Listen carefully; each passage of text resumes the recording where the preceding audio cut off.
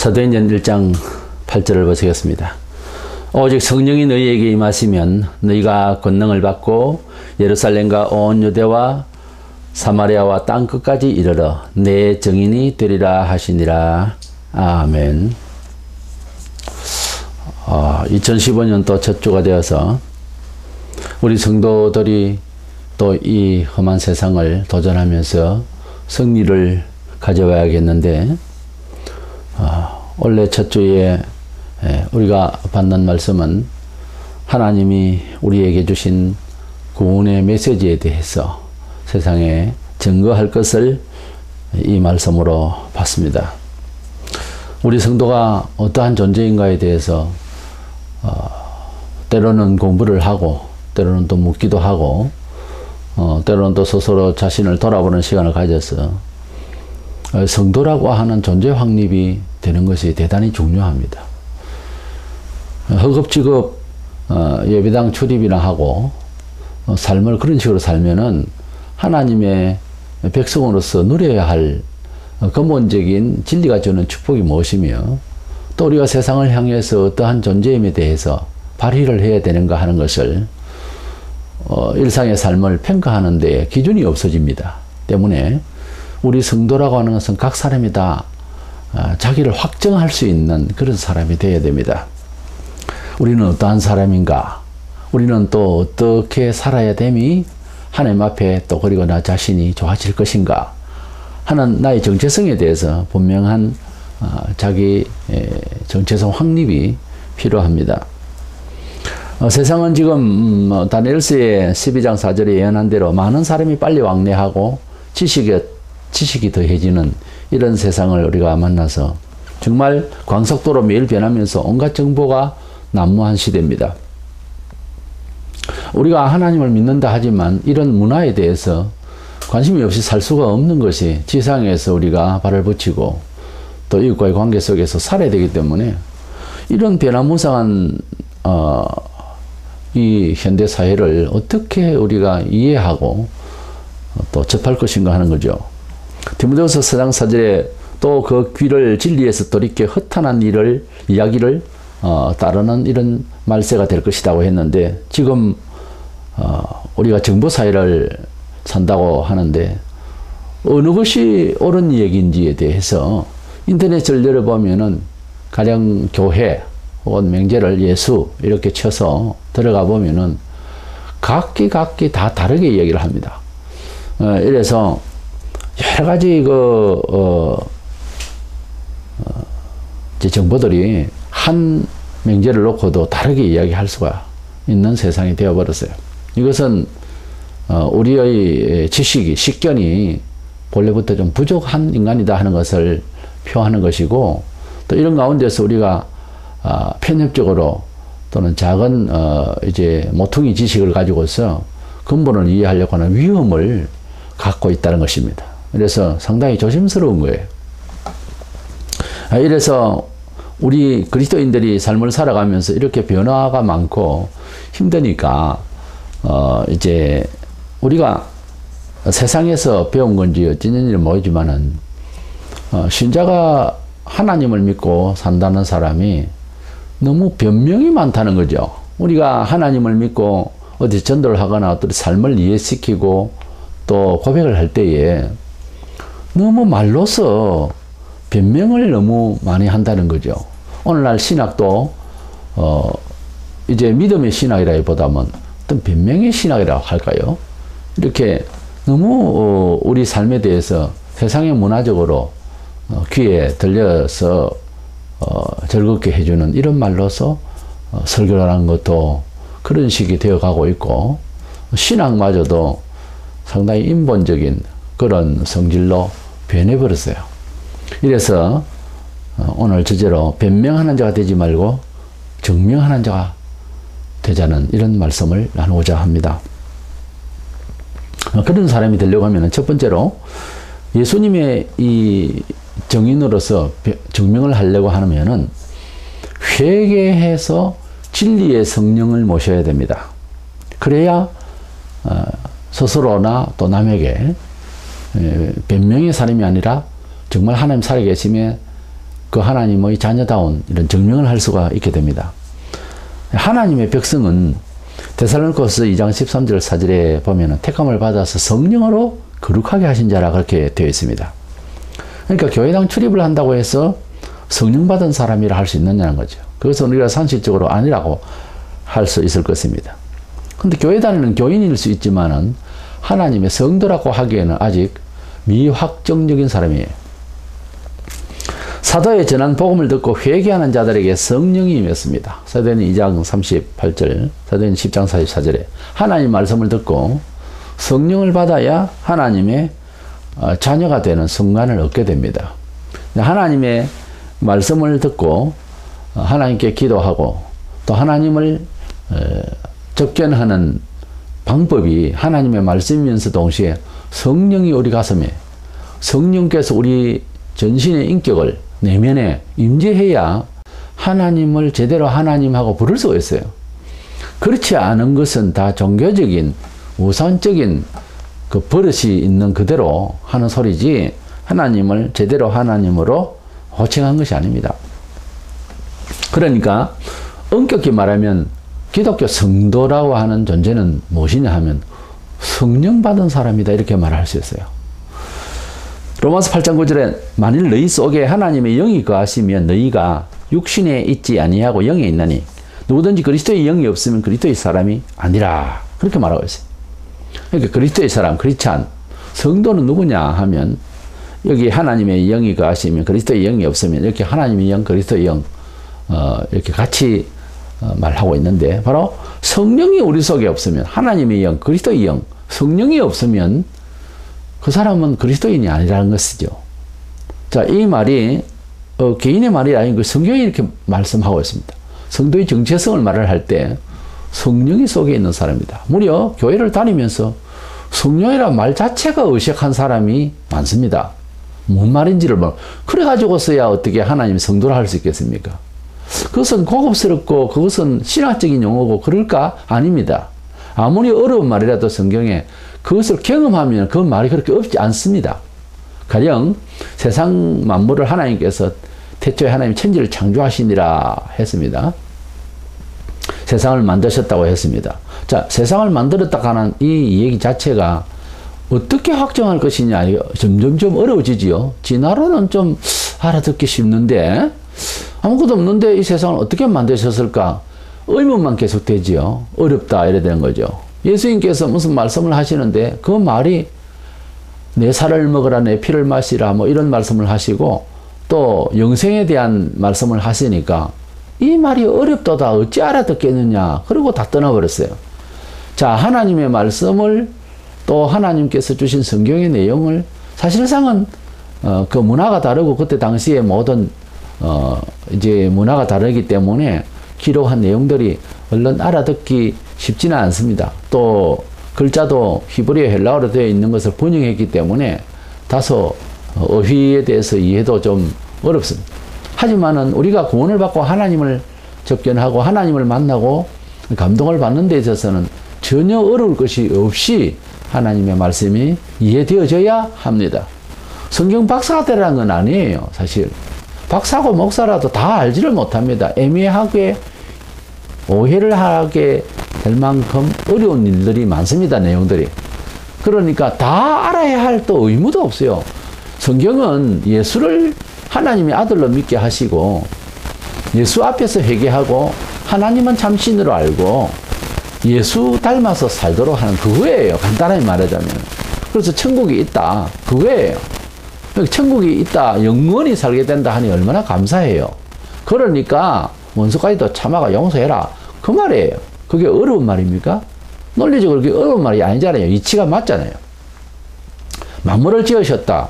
만물을 지으신 것이 믿어지는 사람에게는 하나도 어렵지 않습니다. 근데 안 믿어지는 사람이 과학적으로 분석에 들어가면 안 믿어져요, 더.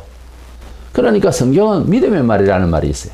성경은 신앙의 말이지 이걸 과학적으로 정치적으로 문학적으로 자꾸 해석하려면은 자꾸 딜레마에 빠집니다. 그러니까 하나님 말씀은 영생의 말씀이고 하나님 말씀은 믿음의 말씀이고 신앙의 말씀으로 이해되어져야 하고 그렇게 또 이해되어지는 날에는 깨달아져요.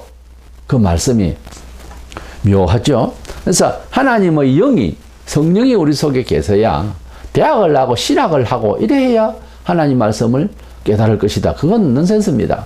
하나님께서는 믿음이라고 하는 일자 무식자라도 말씀을 들을 때 그것이 와닿으면 신비인데 하나님께서 뇌를 여세요.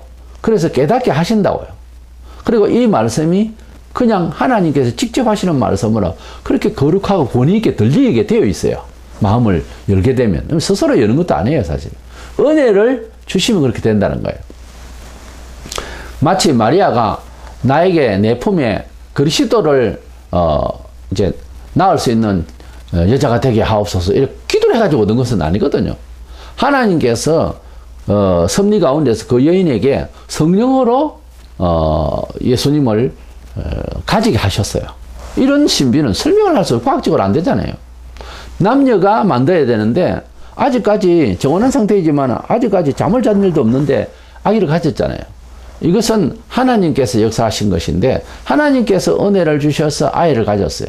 그때에 하나님의 은혜를 받은 여인이라고 이렇게 칭송을 해줍니다.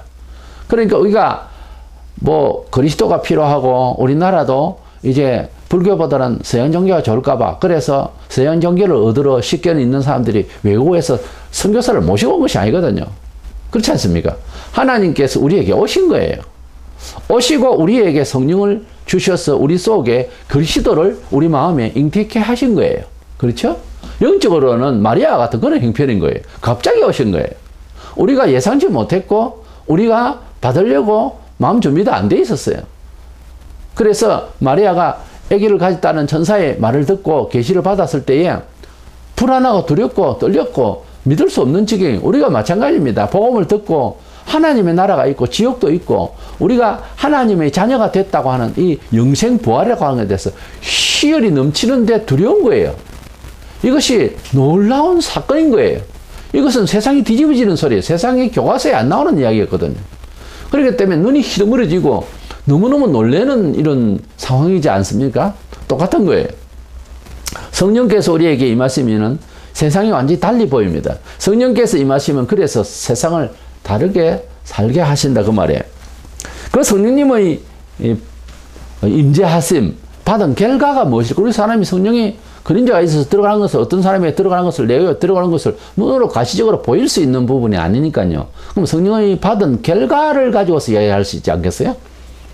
바람은 눈에 안 보이지만 나무가 흔들거리니까 바람이 분다 이렇게 하잖아요. 바람을 눈에 보고 바람이 여기서 저기로 지나가는구나 이런 사람 어디 있습니까?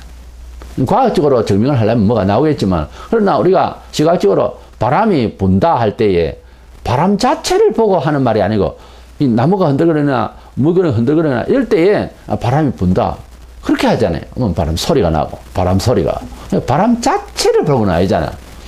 그래서 성령을 받았다 할 때 성령이 들어갔다 이것이 아니고 성령을 받았다라고 할 때는 성령 받은 성령님이 임재하신 이런 이제 표가 그런 표가 정세가 그런 결과가 나타난 것을 보고 성령님이 임재하신 사람이구나 성령을 받았구나 이렇게 말할 수 있잖아요. 성령을 받으면 첫 번째 뭐 합니까? 예수님을 구주로 믿습니다. 다른 거 다 답이 다 나오죠 같이. 제일 첫 번째 예수님을 구주로 믿는 거예요. 성령을 받았다는 사람이 내가 신이다 이래버리면 그건 악령이죠. 그렇지 않습니까? 성령을 받으면은 예수님을 믿고 또 예수님의 진리대로 가도록 할 것이라고 예수님이 말씀을 하셨기 때문에 성경에 있는 대로 생각을 해야 될 것 아닙니까? 그래서 성령님이 우리 속에 임재하시면 어떤 형식으로 나타날 것인가? 한마디로 말하자면은 16장 13절에 진리의 성령이 오시면 그것도 앞에 형용사로 진리의 성령이 했어요.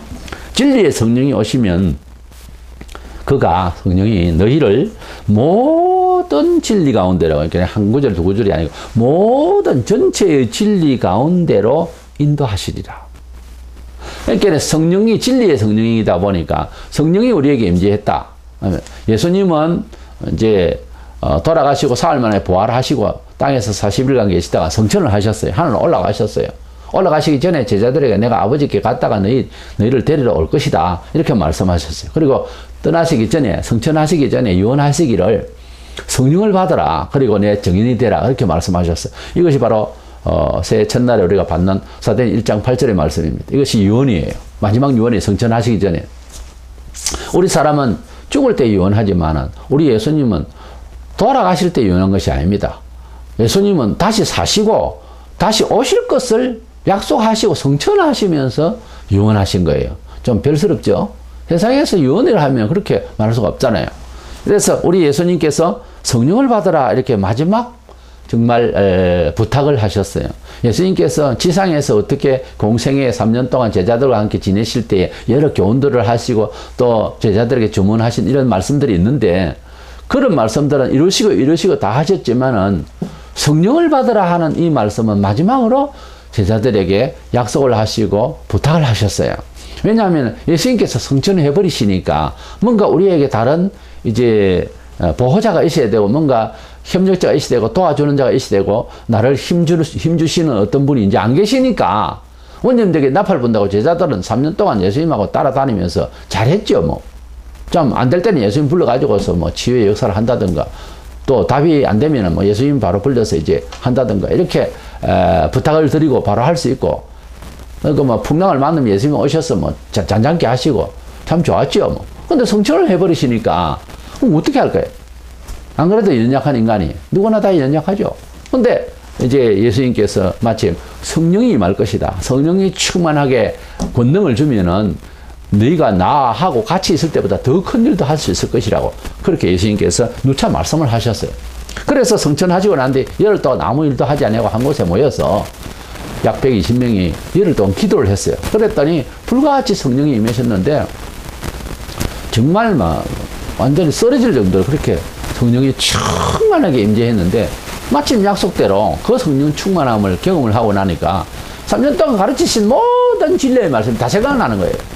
그래가지고 그 사람들이 그냥 복음을 시작 예루살렘과 유대와 사마리아 딴 것까지 복음을 증거하는 일에 완전 목숨을 걸고 목숨만 거는 충성심만 가지고 안 되잖아요. 기적이 일어나야 돼. 힘이 나야 되는 거예요.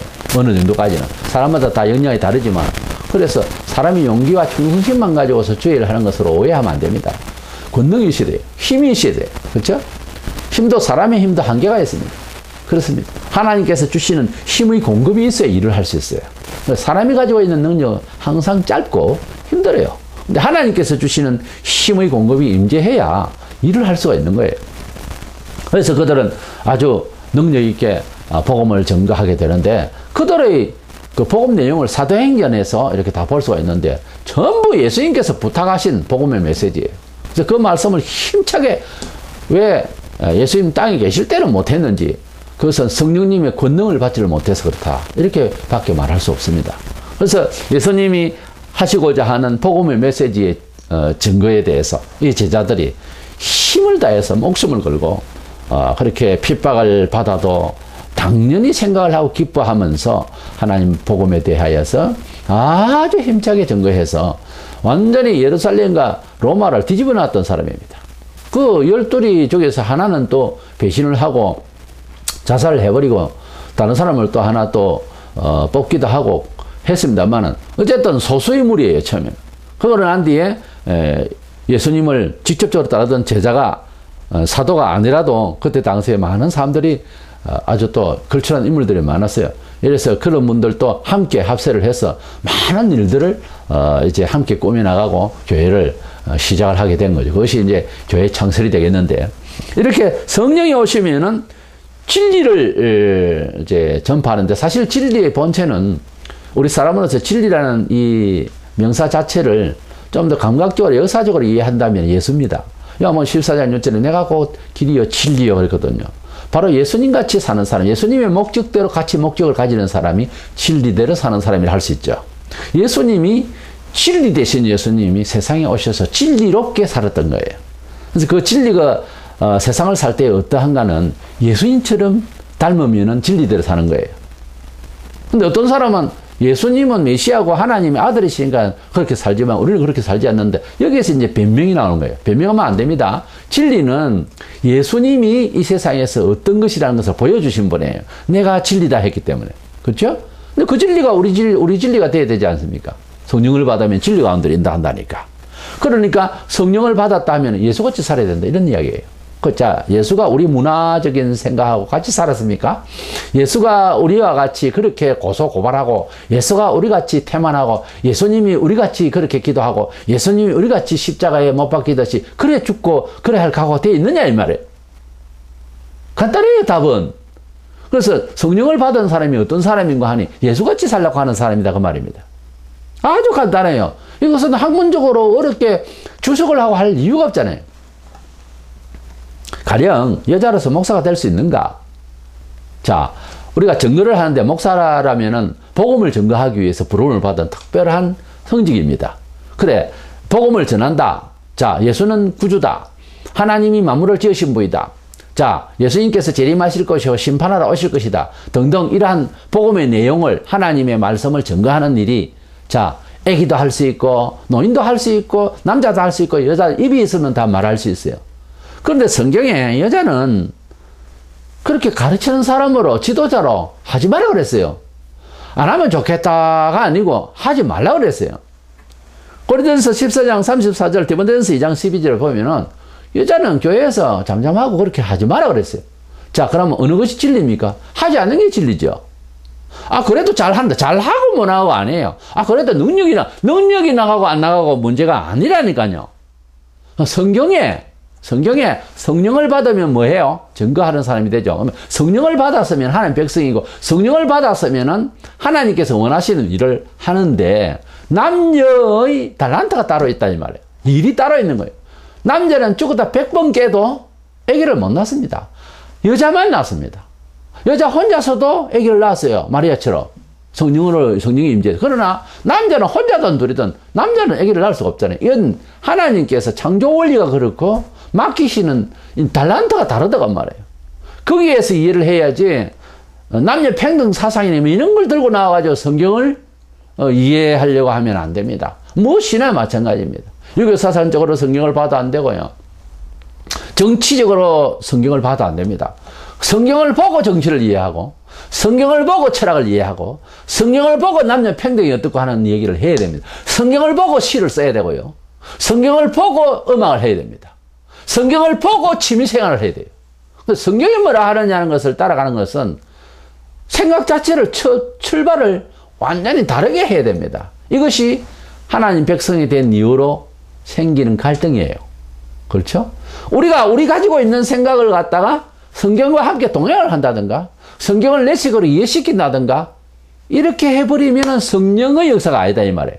성령의 역사는 본래는 이렇게 잘할 수 있는데, 성령께서는 진리 가운데 생각하고, 나 술집 하던 사람, 술도 좋아하고, 이거 아니다는 거죠. 성경적으로 볼 때. 그럼 안 하는 거예요. 내가 취미생활이 참, 산에 죽도록 올라가는 것이고, 일주일에 매일매일 산에 올라가면 못 살 지경으로 그렇게 산을, 좋아하고 등산 애호가다. 근데 성경적으로 그렇게 할 수 있는지를 자세히 보면, 그렇게 하고 세월을 보낼 수가 없는 거거든요. 그건 이제 안 하는 거죠. 안 하려면 상당히 힘들죠. 체질이 그렇게 되어 있는데. 그러니까 무엇이든지 마찬가지입니다. 무엇이든지 내가 세상에서 배우고 익히고 한 것이 항상 나를 지켜주는 의식화되어 있잖아요. 근데 이것 자체를 바꾸라 하니까 얼마나 어렵습니까, 사실은. 예수를 그렇게 쉽게 믿을 수 있다. 글쎄, 예수님을 어떤 분이라는 것은 듣기는 듣지만, 내 생활을 변화시킨다고 하는 것은 굉장히 원래 어려운 거예요. 어렵지 않다라고 생각했기 때문에 그대는 은혜를 못 받고 있어요. 아시겠습니까? 은혜를 받으려고 하면은 심각해야 됩니다. 왜? 세상 천지 많은 학자가 있을 거지만 진리는 딱 한 번 예수예요. 그러니 얼마나 일방적으로 들리고, 얼마나 독선적으로 들리고, 얼마나 외람되게 들립니까? 얼마나 비역사, 비문화적으로 들리고. 그런데 성경을 처음에 보면, 어떻게 보면 이해가 될 듯 한데도, 여러 부분에서 계속 읽어 나가다 보면, 감당을 할 수가 없습니다. 그렇다면은, 골라서 내가 믿는 방식을 챙기게 됩니다. 사람들은. 이제 거기에서 문제가 발생하는 거예요. 그렇게 세월 보내면 은혜를 못 받습니다. 하나님을 체험할 수가 없어요. 하나님을 체험하려면은 잘나나 못나나 배운 거 있으나 없으나 간에 처음부터 생각 시작을 이렇게 하라 저렇게 하라 하면 그렇게 하겠다고 하고 시작을 해야 돼요. 부딪히죠. 갈등이 오죠. 심할 때는 또 낮아버려요. 힘들어서. 그래도 그 말씀대로 생각을 하고 그 말씀대로 조율을 하고 생활의 패턴을 가지려고 그래야 하는 것입니다. 그래야 하나님께서 좋아하세요. 사람이 그렇잖아요. 내를 좋아하는 사람, 내 말을 들어주는 사람이잖아요. 그렇잖아요. 내 말을 들어주지도 않는데 저 사람이 나를 사랑한다. 이게 말이 안 되잖아요. 내 말을 안 들어줘. 아예 안 들어준다. 어떻게 사랑한다 할 수 있어요? 요한은 말하기를 하나님의 계명을 지키는 자여 하나님을 사랑하는 것이라고 했어요. 그 말이 그렇게 어렵습니까? 하나님 말을 그러니까 내 말을 들어줘야 나를 좋아하는 거잖아요. 내가 저 사람을 사랑한다 하면 저 사람 말을 들어줘야 되죠. 죄악으로 구렁텅이에 그리고 멸망받는 곳에 가작하는 말은 듣지 않아야 되지만은 안 그런다면 들어줘야 되잖아요. 근데 안 들어주면서 어떻게 그 사람을 존경하고 사랑한다고 할 수 있습니까? 말을 안 들어주면서. 그 여자로서 목사가 될 수 있는 건 될 수 없습니다. 그러면 지금 여자로 목사를 하는 사람들은 어떻게 되느냐? 성경을 지금 반박하고 있는 거죠. 그에 대한 책임을 져야 됩니다. 그런데 일단 뭐 능력이 나가면 되지 않느냐? 아니 뭐 예수 이름으로 이야기하고 있지 내가 뭐 딴 이야기 하고 있느냐? 또 이렇게 이야기하겠죠. 마태복음 7장 21절 23절에 보면은 그냥 능력을 행했다 안 했어요. 주의 이름으로 예수님의 이름을 대면서 귀신을 쫓아내고 많은 권능을 행한 사람이 있었어요. 자, 우리가 보기에는 이 글로 봐서는 전혀 잘못이 없어요. 우리가 뭐 깊으면 얼마나 깊겠어요. 사람이 가지고 있는 지식이 한계가 있는데 우리가 교회를 다니면서 이 교회는 어떤 면이 좋구나. 저 교회는 뭐가 좀 나쁜 것 같다. 뭐 그런 정도의 지식이죠. 그것도 완전한 지식은 아닌데. 근데 이제 이것을 볼 때에 이 사람은 유명한 사람이다. 이렇게 말할 수밖에 없는 처지. 왜? 예수 이름으로 일을 하니까요. 예수 이름으로 설교하고 예수 이름을 명하는 귀신아 나가라 그러고 하는데 뭐가 잘못이에요? 그렇죠? 그런데 이 사람이 심판날에 주님으로부터 버림을 받는다는 이거에 대해서 해석을 해야 될 거다면 일단은 그냥 넘어갈 겁니까? 모른다고? 이건 뭔가 하면 예수님이 답을 주셨어요. 이 3절에 보면은 불법을 행하는 자라 그랬어요. 이 불법이라 아노미아라는 이 법은 이 사람이 예수 이름으로 일을 했지만 사회에 상당히 뭐 악의를 행했다. 이런 불법이 아니에요. 저 사람은 아주 불법자로서 국가법을 무시한 사람입니다. 이런 불법입니까? 성경에서 말하는 불법이라는 이 말은 하나님의 진리를 말해요. 하나님의 법을 말해요. 그러니까 하나님이 정해놓은 룰이란 말이에요. 그러니까 이 사람이 능력을 행하기는 행했는데 예수 이름으로 하긴 했는데 하나님의 규정된 법대로 안 했다 그 말입니다. 그러므로 하나님께서 원하시는 사람은 어떤 능력을 행해가지고 표신하는 것이 중요한 것이 아니고 어떤 법대로 하느냐는 거예요. 어떤 법대로 그 일을 이뤘느냐는 것을 원하는 거예요. 그러니까 이런 겁니다. 아주 간단한 얘기예요. 돈을 벌였다. 자식이 돈을 벌여왔단 말이에요. 어휴, 많은 돈을 벌였네. 집 나갈 때는 돈 3만 원밖에 가지고 안 왔더니 지금 뭐 3억이 넘구나. 어째서 벌였어? 투기도 좀 하고 횡재도 하고 길에 가다 돈도 줄 거야. 어떤 놈은 아주 어리버리한 놈이라서 그냥 패서 그냥 그반 죽이게 해가지고서 돈도 빼앗고 이래가지고 돈을 많이 이렇게 가져왔습니다. 그렇게 만약에 아들이 아버지한테 말한다면 분명히 돈은 버렸는데 무슨 말 하겠습니까? 잘했다 하겠습니까? 우리가 심하게 말하면 그런 이야기예요. 사람이 볼 때는 참 선량하다 해가지고 세상에서는 선량한 상도 줍니다. 근데 하나님이 보실 때는 로마 3장 4절에 다 거짓되다 그랬어요. 불의하다 그랬고 로마 3장 10절 아무도 하나님을 스스로 찾는다고 어려운 자가 없다 그랬어요. 근데 우리 눈으로 보기에는 착하지요. 그렇지요? 우리 스스로 하는 이야기죠. 근데 하나님께서 보실 때에는 이게 예수 이름 이야기하고 하니까 진리 같단 말이에요. 우리가 그렇잖아요. 좀 전문성이 없는 평신도로서 막 이리 쏠리고 저리 쏠리고 그럽니다. 교회가 많습니다. 그런데 지금 자기들 말로는 200만 명이 넘는다는데 군속교단보다 커요. 하나님의 교회라는 데가. 근데 예배당을 개신교가 막 짓고 그리고 이제 감당을 못 해가지고서 거의 하나님 교회 이 사람들이 사고 있어요 지금. 그래 죽 서서 개준다고 이런 상황이거든요. 근데 우리가 볼 때는 그게 하나님의 교회라니까 교회 중에서도 하나님의 교회는 더 예수님의 교회보다 더 큰 교회 같고 이렇잖아요. 이 이단들에 보면은 안식교 하면 안식 참 좋은 말이죠. 하나님의 성도의 교회 말일 성도 예수 그리스도의 교회 참 이름들 좋죠. 좋은 이름 다 가지고 있어요. 파수대 우리 파수대 참 좋은 이야기죠. 근데 예수 이름을 이야기하고 성경을 갖다 붙이고 하는데도 내용을 자세히 들어가면 이다이단 말이에요. 그러니까 하나님께서 일반 기독교 내부에서도 뭐 여자 목사는 뭐 잘못하고 뭐 있느냐 이래 이야기하겠지만 하나님의 법대로 아닌 일로서 하면 안 된다고 말해요. 어떻게 안 되느냐? 우리 일을 뭐 때려 죽이는 것도 아니고 뭐 우리를 못되게 하는 것도 아닌데 왜 잘못이라 하느냐 이럴지 모르겠지만은 그건 그렇게 해석하면 안 됩니다. 하나님께서 원치 않는 하나님의 법대로 아닌 부여와 잘하는 이런 일들로 하나님께 우리 잘했으면 이거 아니다 말이에요. 정당히 돈을 버리고 자식이 버려왔으면은 참 잘했다 이러지만은 이걸 하나님의 법대로 안 해요. 법도 그렇지만은 대충 보면은 하나님의 법을 떠나 있는 개신교든 이단이든 간에 뭐 기독교든 간에 가톨릭이든 어디든 간에 하나님의 법대로 하지 않는 사람은 세상 법도 어겨요. 주로. 이래서 하나님의 법을 떠나서 활동하는 모든 것들은 성령을 받은 사람 성도로서 한 짓이 아니에요. 지금은 좋게 보이는 우리 눈으로 보이는 거죠. 우리 눈으로 볼 때는 착하다 하는 일이 많잖아요. 예수 안 믿는 사람들끼리도 선행상 같은 것도 있잖아요. 근데 하나님은 선이 없다 그러거든요. 이 차이예요.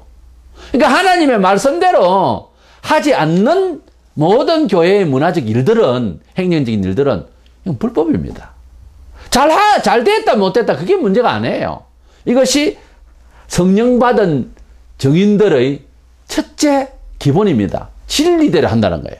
이렇게 성령을 받아야 하나님의 성도인데 주님은 성천하시면 성령을 받으라는데 성령을 받으면 뭐 왜 되느냐? 진리 가운데로 인도한댔거든요. 그러니까 성령은 눈에 어떻게 보여야 되고 성령은 떨려야 되고 진동이 돼야 되고 성령과 따라따라 하면서 방언해야 되고 이렇게 이해하는데 그렇게 말하면 안 되고 어떤 정세 그런 건 말하지 말고 삶 속에서 진리대로 살려고 하느냐.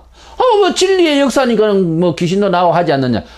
그래 귀신도 낸 사람이 왜 구원을 못 받았느냐 하는 문제예요. 이것은 하나님의 말씀대로 안 살았기 때문에 구원을 못 받은 거예요. 능력을 못하게 해서가 아니고 능력이 뭐가 잘못된 것이 아니라고 말해요. 여기에서 조금은 어려워지죠. 자, 성령 받으면은 하나님의 성도다. 하나님의 성도는 진리대로 살려고 하는 것이다. 그 진리대로 산다고 하는 모양새가 능력 받고 부자 되고만 이렇게 결론을 내리면 안 된다고 말해요. 그래서 성경대로 하지 않으면 즉 법은 하나님 말씀을 말해요. 하나님의 진리의 말씀에 하지 말아야 했으면 안 해야 되고 잘 되더라도 안 해야 돼요. 그래서 하나님의 법대로 잘 하는 것이 성령 받은 사람 특징으로 성령 받은 사람이다라는 결론을 내립니다. 두 번째로 그러면 성령을 받았으면 자 객관적으로 볼 때 삼자가 볼 때도 저는 성령 받은 사람이다. 어째? 진리대로 살려야 하니까. 자 그러면 성령을 받은 사람은 반드시 뭘 해야 되냐면은 이거는 시대를 불문하고 남녀노소를 불문하고 예수를 증명해야 됩니다. 마지막 번째 성령 받은 사람의 주 특징이 뭔가 하면 더 강화되고 좀 덜하고 하는 면이 있어요. 자기 성실 따라서 하나님을 섬기는 성실 따라서 성령이 충만해서 권능이 충만한 사람도 있고 또 덜한 사람도 있겠죠. 그런 차이에 대해서는 가타부타 말하는 것이 아닙니다. 그러나 똑같은 마음으로 뭘 해야 되냐면 내가 나서든지 아니면 돕든지 해야 돼요. 뭘? 복음을 증명하기 위해서 앞서 나가는 겁니다. 이것이 바로 성령 받은 사람의 아주 완벽한 증거예요.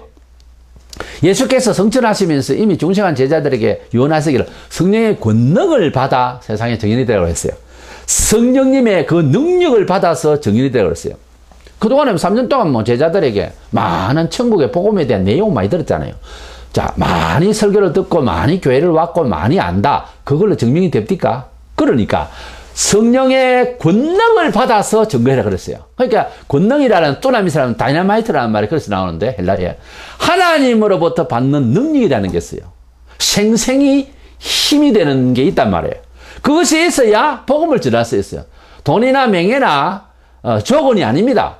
이 권능을 받아야 비로소 증거하는데 매우 강렬한 힘을 발휘할 수가 있어요. 본문에 내 증인이 되리라 그러는데 증인이란 말투서라는 말은 순교한다는 말로 같이 쓰입니다. 그러니까 증거하는 것은 목숨 걸고 한다는 거죠. 그리고 증거할 내용이 이 목숨을 아낌없이 바칠 만큼 귀중하다는 말이에요. 복음이 증거될 때에 증거를 해야 된다는 마음으로 전도를 나갈 때에 그날 그 시간에는 내 목숨이 아깝지 않을 정도가 돼야 전도입니다. 근데 전도를 하다가 뭐 악한 사람들이 뭐 이상한 말 하고 그러면 돌아가지고 집에 돌아가 버리면 그건 전도하러 나간 것이 아니에요. 전도란 그날 그 순간에 전도 나갈 때에는 목숨이 아깝지 않을 내용을 가지고 목숨이 아깝지 않을 마음으로 가는 거예요. 그것이 증거예요. 정언이에요. 예수님께서 성령의 권능을 받아라는 말이 헛말이 아닙니다. 왜? 목숨을 걸고 증언하라 하시니까 뭔가 힘이 내 속에 충만하지 않으면 할 수가 없는 일이에요. 그러면은 그걸 안 해도 핍박이 좀 덜한 데서는 전도하면 되지 않습니까? 그 전도는 매가리가 없어요. 힘이 없다고. 아무런 힘을 발휘하지 못하는 말이에요. 어차피 하나님의 말씀이 사람에게 접근하려면 힘이 있어서 힘차게 들어가야지. 난 성령도 약하고 믿음도 약하니까만 대충 핍박을 별로 하지 않는 애들한테나 전도를 하는 거예요. 그게 틀림먹은 생각입니다. 애들한테 전도하고 힘없는 노인한테도 전도해도 복음은 힘이 있어야 돼요. 왜? 배후에 사탄의 역사이기 때문에. 이까지 가면은 듣기가 좀 힘들죠. 복음이라고 하는 것은, 복음을 전도한다고 하는 것은, 이 정인으로서 나선다는 것은 순교할 각오가 되어 있어야 전도자로 나서는 게 정확한 거예요. 해석이. 그리고 이 전도를 하는 내용 자체가 목숨을 걸 만큼 귀중하다고 마음에 충만하게 안고 나가야 되는 거예요. 그러니까 내 목숨은 별거 아니라고 생각을 하고 이 복음을 안고 나가서 말하는 거예요. 그것이 정언이에요. 정언의 본질적인 내용이에요. 예수님도 하나님 아들이시면서 히브리 5장 8, 9절에 보면 그가 아들이시면서도 받으신 고난으로 순종함을 배워 온전하게 되셨다 그랬어요. 하나님 아들도 이 복음을 위해서 순종하는 마음으로, 하나님 앞에 순종하는 마음으로 일을 하는데 아주 간절했습니다. 그런데 하물며 기질이 죄인인 사람이 무슨 복음을 전하는데 가볍게 뭐 뛰두르고 나와서 반찬 나누고 밥 나눈다고 해서 그게 복음입니까? 그 11조 내라 헌금 내라 쥐어 짜가지고 받은 돈 가지고서 전지 그 비싼 종이 주고 뭐 주고, 너희가 권능을 받고 쌀을 갖다 주라 했습니까? 너희가 권능을 받거든 커피 나눠라 했습니까? 물론 그것도 사람을 접견하고 교회를 선전하는데 용이하게 한다고 하는 거지만 그 돈 그렇게 함부로 쓰는 게 아닙니다. 성경적으로 보면 전도라고 하는 것은 사실상 복음을 전하는 것이고, 사실상 이런 그 문화적인 뭐 혜택을 가지고서 어떻게 사람을 접견하는 것이 아니라 성령의 권능을 받고 복음을 전하는 것이지, 전도라고 하는 것은 그런 게 아니올시다. 쉽죠. 그런 거 뭐 사탕도 주고 받는 사람은 뭐 기분 좋고 마시고 먹고 뭐 다 좋죠. 그게 지금 복음이 힘차게 지금 들어갈 줄 압니까? 안 봅니다. 뭐 휴지에다가 적고 뭐 교회 이름 그거 봅니까? 누가 안 봅니다. 우리가 증명하는 것은 입으로만 하는 것이 아니라 우리 삶 속에서 생생하게 증거해야 됩니다. 삶 속에서. 빌립보 4장 9절에 너희는 내게 배우고 받고 듣고 본 바를 행하라. 그리고 마태오 5장 19절에 누구든지 이를 행하며 가르치는 자는 천국에서 크다라고 했습니다. 에사야 7장 10절에는 보면은 하나님 말씀을 연구하고 그리고 그것을 행하고 그리고 가르쳤다라고 했어요. 그래서 우리가 그냥 익히 배우고 하긴 한데 자기가 행동하고 자기가 체험도 안 한 소리를 맨날 짓거리면 그게 잘 들릴 것 같고 그게 아주 설명이 아주 그럴듯해서 아주 잘한 것 같아도 아무런 힘을 발휘하지 뭐 내가 지금 경험하지 못한 얘기를 아무리 떠들어봐야 안 듣습니다. 들을 때 참 그거 참 이론이 맞는 이야기구만 이러겠지만, 그래서 성령의 충만함으로써 역사하는 것은요, 예수를 믿든지 아니면 반박하든지 확실하게 생명력이 꿈틀거려요. 사도들이 복음을 전할 때 성령의 충만함을 증거하니까 그 복음을 듣는 사람들은 회개를 하든지 아니면 아예 반박을 하든지 영적으로 큰 반응이 일어납니다. 그런데 바울이 한 번은 이제 복음을 증거하는 데 있어서 아주 뭐 철학적으로 있잖아요. 이렇게 설명을 좀 많이 좀 이렇게 했어요. 뭐 어떻게 보면 변명같이. 근데 별로 믿지를 않았어요. 그렇습니다. 사람이 뭐 믿어도 되고 안 믿어도 되고 이런 연수 받을 때 뭐 좋은 강사가 말하는 그런 인생 이야기는 뭐 빡을 한다든지, 뭐 많이 좋아서 뭐 또는 많이 나빠서 뭐 아주 격투를 한다. 이런 일은 없거든요. 근데 하나님의 말씀을 능력 있게 확실하게 밀고 들어가면요. 받아들이든지 반박을 하든 둘 중에 한 가지가 나와야 돼 있어요.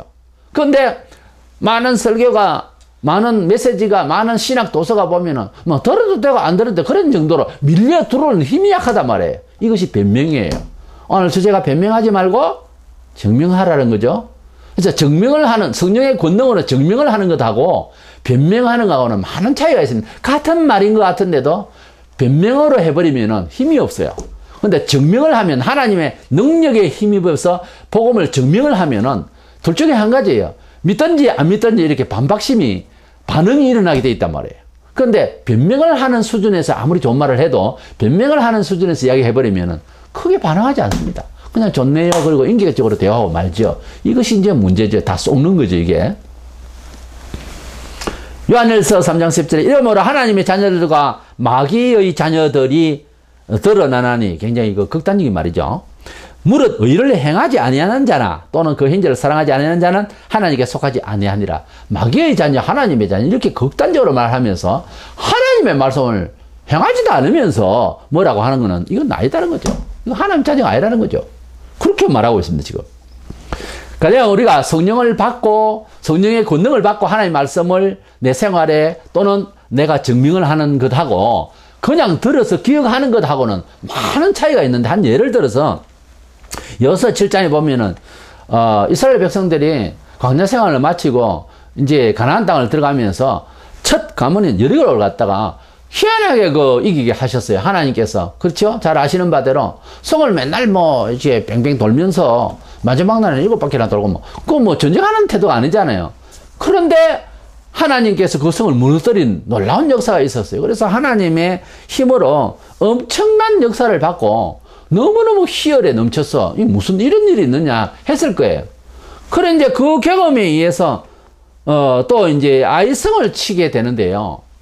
아이성을 들어가면서 이제 정복하는 땅이 되니까 아이성을 치게 되는데 그 조그마한 성을 이기지를 못하고 이스라엘이 패배를 했어요. 왜냐하니까 거기 전리품에서 뭘 좀 훔친 자가 있었어요. 아간이라는 사람이. 이래가지고 회개치리 아니하고 죄를 안고 있는 이런 상황에서 전쟁을 나가니까 그만 조그마한 아이성은 여리고성이 아무것도 아니죠. 그렇게 생각했단 말이에요. 근데 회개치 않는 가운데서 그 경험만 가지고서 하나님 주신 은혜입니다. 그 경험도. 그래가지고서 되어진 순전히 믿음으로 일주일 동안 내내 뺑뺑 돌아라고 하는 그 주님의 그 역사를 그냥 아무 생각 없이 정말 순종하고 했거든요. 그 순종하고 믿음으로 했을 때는 여리고성도 문은 떨어졌지만은 하나님 앞에 순종하지 않고 죄를 짓고 하는 상황에서 조그마한 성도 못 이겼단 말이에요. 자, 여기에서 뭔가 권능의 문제예요. 하나님께서 함께 하시면서 권능을 힘을 입혀 주실 때는 여리고성도 무너졌는데요. 하나님 앞에서 잘못하고 있고 하나님 진리대로 살지 않고 하니까는 조그마한 성도 못 이기는 거예요. 이것이 바로 권능의 차이입니다. 또 사무엘상 4장에 보면은 이스라엘 백성들이 블레셋하고 싸움을 했습니다. 그런데 블레셋하고 싸워가지고서 모니가 이번에는 법궤를 앞세우면은, 법궤가 뭡니까? 하나님 말씀을 담은 이런 괴짝인데 이것을 가지고 있으면은 하나님께서 역사하셨다 이 기억이 있는 거예요. 그래서 이 법궤를 메고 요단강 가면 그냥 강이 착착 갈라지고 법궤는 메고 있으면 끝나는 거죠. 세상 못 이긴다는 이 때가 있었어요. 그래서 법궤를 메고 싸우러 갔는데 결국 어쨌습니까? 법궤도 빼앗기고 대패를 당하고 그렇게 되어버렸어요. 자, 이게 뭡니까? 우리가 기존 역사가 있다, 기독교의 역사가 있다, 또는 내 개인의 어떤 과거에 내 예수 잘 믿은 게 있다, 이런 거 아닙니까? 우리 교단은 전통이 있다. 나는 목사다, 장로다, 권사다. 이런 거 아닙니까? 이 괴짝이 뭡니까? 이것은 우상을 생각한 거예요. 하나님 앞에서 그 괴짝, 그거는 괴짝이에요, 그냥. 법궤는. 근데 법궤 안에 있는 말씀, 즉, 하나님 앞에 진리를 하나님의 법을 따라서 살아가는 상징적인 일이었지 그 법궤 자체를 믿었단 말이에요. 목사 이름을, 장로 이름을, 교단 이름을 믿고 믿느냐 하는 거예요. 내 말은 아무 효력 없는 짓이 큰 예배당에 가면 그냥 편안하게 보이고 여기가 조사원 이제 이러고 있는 거거든요 지금. 큰 예배당을 믿습니까? 십자가 엄청 크게 만든 사람도 있어요. 그 십자가 크게 만들면 귀신이 깜짝 놀랍니까? 그 귀신이 앉아서 놉니다. 그딴 식의 믿음은. 하나님께서 함께 하시는 것은 괴짝이 아니에요. 그 안에 있는 법계, 진리의 법에 의존하며 하나님 뜻대로 살려고 하는 믿음을 원하는 것이지, 그 법계 가지고 하면은 성리, 그건 아니에요. 우리 혹시 그런 식의 믿음을 행사하고 있지는 않나요? 우리가 하나님을 믿고 하나님의 사람이라는 것을 증명할 때 그런 거 덜먹이지 않습니까? 혹시 개짝이 어쩌니, 법계가 어쩌니, 교단이 어쩌니, 전통이 어쩌니, 우리 예배당 크기가 어쩌니, 그거 아니거든요. 디도서 1장 16절에 그들이 하나님을 시인하나, 시인하죠. 그러나 행위로는 부인하니 가정한 자요. 가정한다 그랬어요. 복종하지 아니하는 자요. 말 안 듣습니다. 모든 선한 일을 버린 자니라. 이 선하다는 말은 사회적 선을 말하는 겁니다. 하나님의 뜻의 아름다움을 말합니다. 하나님의 뜻대로 살지도 아니하고 듣지도 아니하고 하나님의 일을 흠모하지도 아니하고 하나님의 선한 일을 하지도 아니하고 아예 행위로 부인하는 자라요. 어떤 자? 하나님을 시인하는 자가. 유대인들이 그랬잖아요. 하나님을 철저히 시인했죠. 예수는 죽이면서 유월절을 바로 앞에 두고 거룩한 생활을 해야 된다 그러면서 불신자의 빌라도 집에는 들어가지도 못하는 희한한 이중적인 생활을 하고 있었어요. 그 외식자들이었어요. 하나님을 사랑한다 하면서도 하나님 말씀을 증언하고 있는 메시아를 죽인 사람 아닙니까? 오늘 또 이 아이러니한 신앙생활을 많은 기독교 신자들이 하고 있습니다. 지금 엉뚱한 데를 믿고 있어요. 왜 그럴까요? 기도하지 않고 회개하지 않아서 성령이 임재하지 않아서 그렇습니다. 단적으로 성령이 임재하면 하나님의 말씀을 좀 많이 못 배웠어도 힘이 나요. 근데 많이 알아도 성령이 충만하지 않으면 정인이 될 수가 없어요. 겁이 나가지고 못하는 거예요. 안 하려는 거예요. 그리고 자꾸 추궁하면 하기 싫다 이렇게 해버려요. 나중에는. 결국은 사람이 가지고 있는 정신이 요 입에서 나오는 이 말이 전부 진실이 아닙니다. 자꾸 파헤쳐 들어가면 하나님께서 파헤쳐 들어가면 저 밑바닥에요 똥이 있습니다. 사람의 생각이요 얼마나 추한지 밖으로는 굉장히 그 화장했듯이 아주 포장을 한 말들로 서로 배우고 그 포장을 어떤 포장이 있니 하고 얼마나 옷들도 바꿔 입고 된장녀라고 별것을 다 하잖아요. 지금 성형수술도 나 그렇게 원래 이렇게 생긴 사람이 아니고 이렇게 생긴 사람이 하고 싶어서 거짓말이죠. 원래는 이렇게 생겼는데 이렇게 만들었잖아요. 왜 거짓말합니까? 안 깎아도 되는 광대뼈 깎지 마세요. 괜찮습니다. 그거 깎아가지고서 뭐 문제시키는 것보다 낫잖아요. 우리는 예수님을 어떻게 믿는 자인가? 우리 자신을 돌아봐야 됩니다. 고린도서 13장 5절에 네 자신을 돌아보라 그랬어요. 시험해보라 그랬어요. 성령 받은 사람에는 아주 간단합니다. 진리를 따라 살려고 해요. 성령 충만한 사람은 어떤 사람인가? 진리를 가만히 내 혼자 교회 왔다 갔다 하는 게 절대 안 됩니다. 어떻게 하든지 내가 바빠서 돈벌이 하는 것도 그렇고 여러 환경적인 조건이 안 되면 협조를 해야 돼요. 나서서 전환하는 사람한테 협조를 해야 돼요. 그러니까 선교비도 좀 내고요. 현실적으로요. 그리고 외국의 선교사를 좀 돕기도 하고요. 촌이나 어디에 불쌍한 사람, 불쌍하게 참 너무 어렵게 사역하고 있는 사람들도 돕기도 하고요. 이것이 성령 받은 사람의 증거지. 먹고 따로 예배당에 왔다 갔다 하고 11조도 떼먹고 11조 떼먹는 놈이 무슨 헌금을 또 하겠어요 제대로. 이러니 무슨 하나님의 백성으로서 이 사회를, 이 악령의 세상을 정복해 나가겠느냐고요. 아이성을 어떻게 치겠냐고요.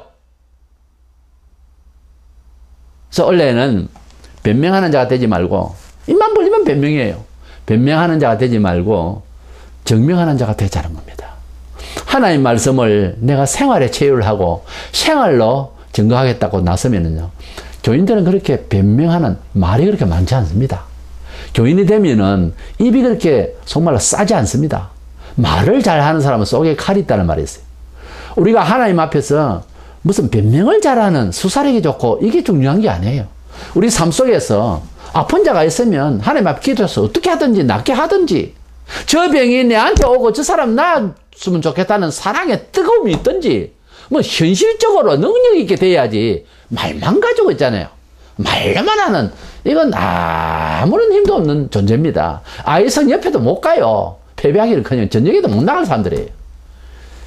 그러니 얼마나 하나님 앞에 부끄럽고 가만히 생각해 보면은 우리가 변명하는 자가 되고 있는가. 그래서 올 한 해는 변명하는 자가 되지 말고 정말 증명할 수 있는 사람, 목숨을 걸고 말투리야 순교하는 마음으로 정말 목숨을 걸 만큼 귀중한 복음임을 우리 마음속에 가득히 채우고, 그리고 나의 목숨을 넘어서서 주님이 증거될 수 있기를 소원하는 저와 여러분 되시기를 축원합니다.